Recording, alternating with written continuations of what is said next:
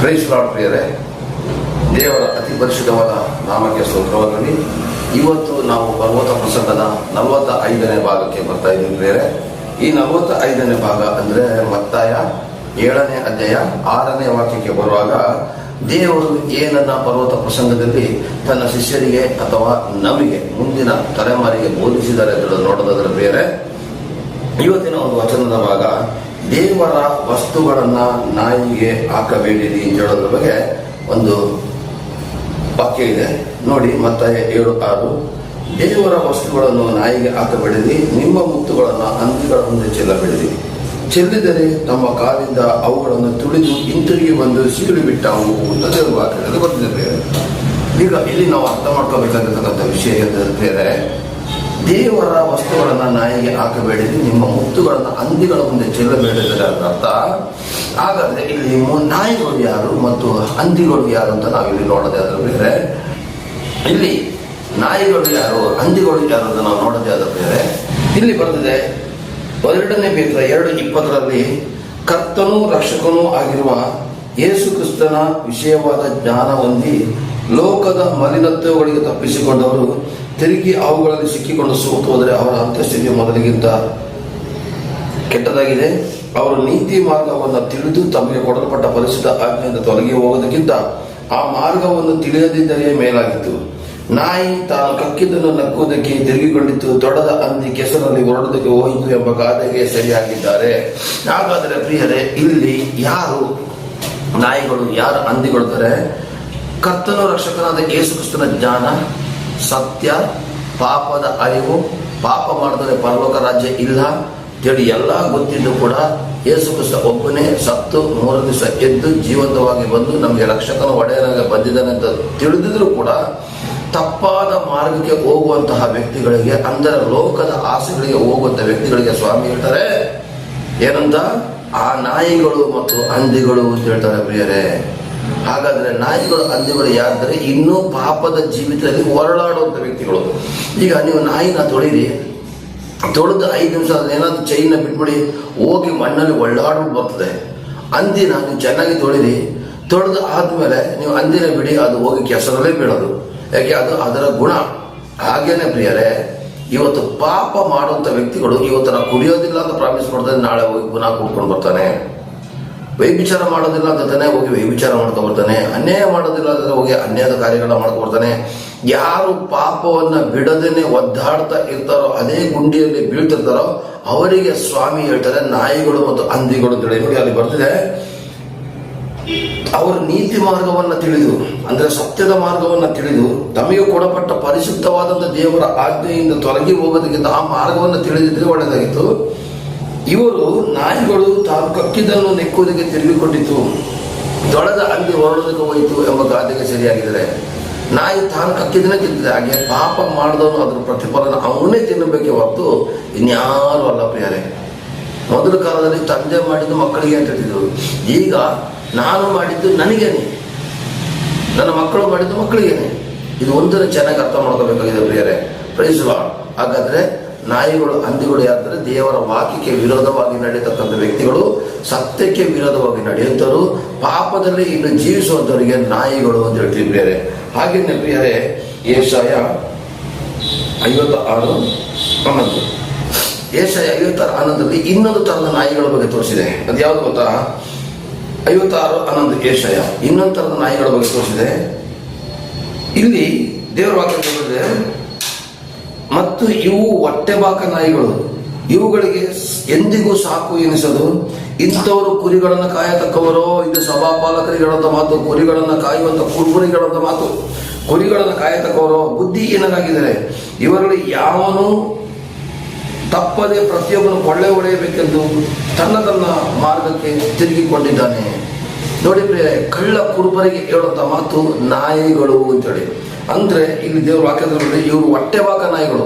ಹೊಟ್ಟೆ ಪಾಡುಗೋಸ್ಕರ ಅಲ್ಲಿ ಏನ್ ಮಾಡ್ತಾರೆ, ಆತ್ಮಗಳನ್ನ ಕೊಳ್ಳೆ ಹೊಡಿತಾರೆ. ದೇವ್ರ ವಾಕ್ಯದಲ್ಲಿ ಬರೆದಿದೆ ನೋಡಿ, ಇವರು ಹೊಟ್ಟೆಬಾಕ ನಾಯಿಗಳು, ಇವರಿಗೆ ಸಾಕು ಎನಿಸೋದು.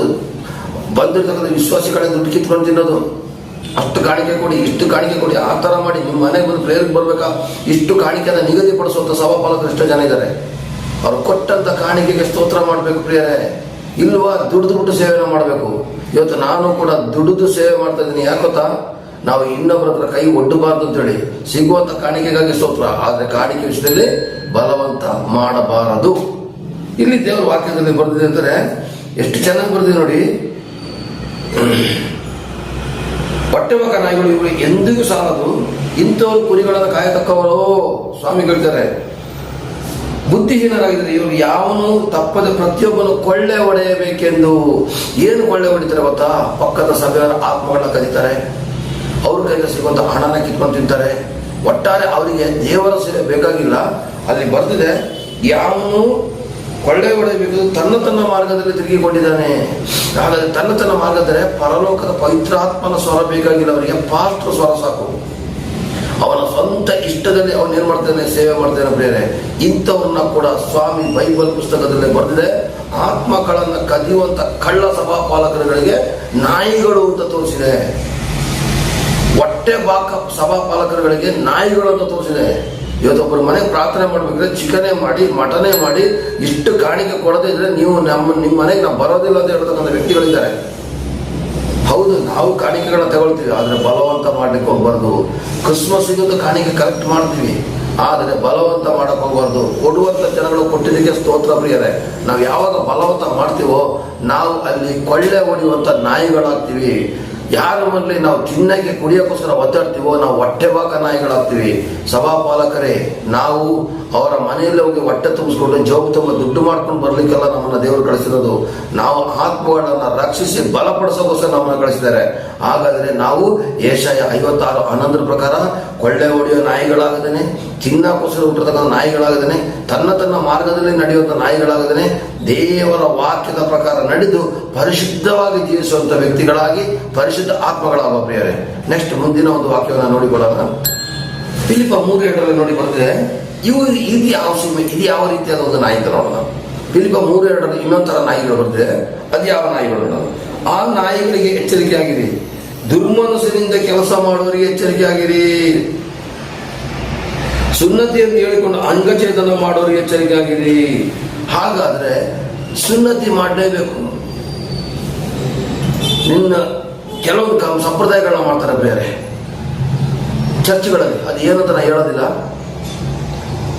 ಕೆಲವೊಂದು ಸಂಪ್ರದಾಯಗಳದ್ದು ಬೇಕಾಗಿಲ್ಲ, ಹೃದಯದ ಭಕ್ತಿ ಸಾಕು. ಶರೀರದಲ್ಲಿ ನಾವು ಭಕ್ತಿಯನ್ನು ತೋರಿಸೋದು ಬೇಕಾಗಿಲ್ಲ, ನಾವು ಆತ್ಮದಲ್ಲಿ ಭಕ್ತಿಯನ್ನು ತೋರಿಸ್ಬೇಕು ಪ್ರಿಯರೇ. ಇವತ್ತು ದೇವರ ವಾಕ್ಯದಲ್ಲಿ ಆ ನಾಯಿಗಳಿಗೆ ಎಚ್ಚರಿಕೆ ಆಗಿದೆ. ದುರ್ಮನಸ್ಸಿನಿಂದ ಕೆಲಸ ಮಾಡೋರಿಗೆ ದೇವರ ಸೇವೆನ ಮಾಡಬೇಕಿದ್ರೆ ಅದರಲ್ಲೂ ಲಾಭ ಪಡಲಿಕ್ಕೋಸ್ಕರ ದುರ್ಮನಸ್ಸಿನಿಂದ ಸೇವೆ ಮಾಡುವಂಥವ್ರು. ಇವತ್ತು ತುಂಬಾ ಜನ ಸಭಾಪಾಲಕರು ಉತ್ತಮವಾದಂಥ ವಾಕ್ಯಗಳನ್ನ ಕೊಟ್ಟರು ಕೂಡ ನಾನು ಸೇವಕಿ ಆಗಬೇಕು, ನಾನು ಸೇವಕ ಆಗಬೇಕು ಅಂತೇಳಿ 2 ವರ್ಷ ಚರ್ಚೆಗೆ ಬಂದಿರ್ತಾರಷ್ಟೇ. ನೆಕ್ಸ್ಟ್ ಅವ್ರು ಏನ್ ಮಾಡ್ತಾರೆ ಗೊತ್ತಾ? ನನಗೆ ಸೇವಕ ಸ್ಥಾನ ಕೊಡಬೇಕು ದುರ್ಮನಸ್ಸಿನಿಂದ ಸಭೆನ ಒಡೆದು ಭೇದ ಮಾಡ್ತಾರೆ ನೋಡಿ. ಅಂಥವ್ರನ್ನ ನಾಯಿಗಳು ಅಂತ ನಮ್ಮ ಸ್ವಾಮಿ ಕರೆದಿದ್ದಾರೆ ಬೇರೆ. ಹಾಗಾದ್ರೆ ದುರ್ಮನಸ್ಸಿನಿಂದ ದೇವರ ಸೇವೆಯನ್ನು ಮಾಡೋರು ಪರಿಶುದ್ಧವಾದ ಮನಸ್ಸಿನಿಂದ ಮಾಡ್ತಾ ಇಲ್ಲ, ದೇವರ ವಾಕ್ಯ ಪ್ರಕಾರ ಮಾಡ್ತಾ ಇಲ್ಲ, ದೇವರ ಆಜ್ಞೆ ಪ್ರಕಾರ ಮಾಡದೇ ದುರ್ಮನಸ್ಸಿನಿಂದ ತಪ್ಪಾದ ದಾರಿಯಲ್ಲಿ ಬೋಧನೆ ಮಾಡುತ್ತವರು ಸೇವೆ ಮಾಡುತ್ತವರಿಗೆ ದೇವರು ನಾಯಿಗಳು ಅಂತ ಕರೆದಿದ್ದಾರೆ ಪ್ರಿಯರೇ. ಹಾಗಾಗಿ ಇವುಗಳ ಮುಂದೆ ನಾವು ದೇವರ ಮುತ್ತಿನ ಚೆಲ್ಲಕ್ಕೆ ಹೋಗಬಾರದು ಅಂತ ಸ್ವಾಮಿ ಹೇಳ್ತಾರೆ. ಇನ್ನೊಂದು ವಾಕ್ಯವನ್ನು ತೆಗೆದುಕೊಳ್ಳೋಣ ಪ್ರಿಯರೇ. ಇನ್ನೊಂದು ತರದ ನಾಯಿಗಳು ಯಾರಂತ ಯೂದ 1:10. ಯೂದ 1:10ರಲ್ಲಿ ಇನ್ನೊಂದು ತರದ ನಾಯಿಗಳು ತೋರಿಸಿದೆ. ಆದರೆ ಜನರು ನಮಗೆ ಗೊತ್ತಿಲ್ಲದೆ ಎಲ್ಲವನ್ನ ದೂಷಿಸುತ್ತಾರೆ ಮತ್ತು ತಾವು ವಿವೇಕ ಶೂನ್ಯವಾಗಿ ಪಶುಗಳಾಗಿರುತ್ತೆ ಸ್ವಾಭಾವಿಕವಾಗಿ ಯಾವುಗಳನ್ನು ತಿಳಿದುಕೊಳ್ತಾರೋ ಅವುಗಳಲ್ಲಿ ತಮ್ಮನ್ನು ಕೆಡಿಸಿಕೊಳ್ತಾರೆ. ನೋಡಿ, ಇಲ್ಲಿ ಇನ್ನೊಬ್ಬರ ದೂಷಣೆ ಮಾಡುತ್ತರು ಕೂಡ ನಾಯಿಗಳು ಅಂತ ದೇವರ ವಾಕ್ಯದಲ್ಲಿ ಬರೆದಿದೆ. ಸಭೆಯಲ್ಲಿ ಅವರು ಸೇರಿಲ್ಲ ಪಾಸ್ಟ್ರೆ, ಇವರು ಸೇರಿಲ್ಲ ಪಾಸ್ಟ್ರೆ ಅಂದ್ರೆ ವಾಕ್ಯ ಕೊಟ್ಬಿಟ್ರೆ ಪಾಸ್ಟ್ರ್ ಅಮ್ಮನಿಗೆ ಹೇಳ್ಬಿಟ್ಟು ಗಲಾಟೆ ತಂದಾಕೋದು, ಸೇವಕರ ಮಧ್ಯೆ ಒಗ್ಗಟ್ಟಾಗ್ಬಿಟ್ಟು ಮಾಡೋದು, ಇನ್ನೊಬ್ಬರ ದೂಷಣೆ ಮಾಡೋದು. ಇವ್ರನ್ನ ಕೂಡ ಯೇಸು ಸ್ವಾಮಿ ನಾಯಿಗಳು ಅಂತ ಕರೆದಿದ್ದಾರೆ ಪ್ರಿಯರೇ.